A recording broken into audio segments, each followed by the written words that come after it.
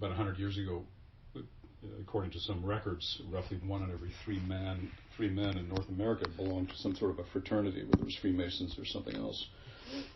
And a lot of these organizations have declined over the centuries, so they're not really anywhere near as strong as they used to be. But now you have the rise of the personal growth movement in the last 4 or 5 decades, which has featured prominently in the area of interpersonal communication and connecting.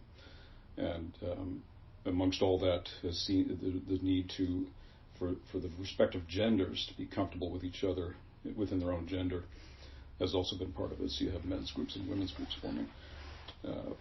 And the Warriors Weekend is just a further zeroing in on, let's say, or focusing on the essential lesson that all men face in their life at some point or another, which is examining the nature of their relationships with other men, and by extension, the nature of their relationship with their own masculine core, which means many different things, but essentially boils down to a sense of comfort with one's own gender. And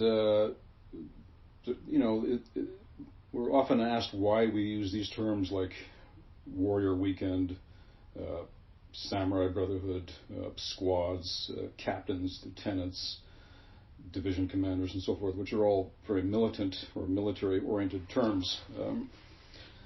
And they were chosen for a very specific reason, which is because we're facing a time in our culture, in our society, especially in the area of that we inhabit in so-called first world, where many men have softened to an extent that their masculinity has been, say, compromised in some ways, right?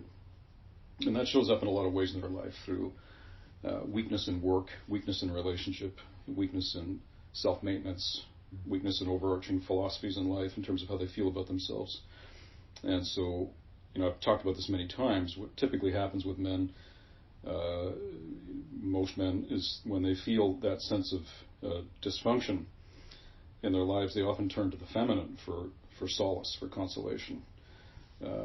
And what they sort of have to do is turn more back to their own gender as a way to recharge their batteries and strengthen themselves internally, and by extension heal unfinished business with the father or with elder males in their family system.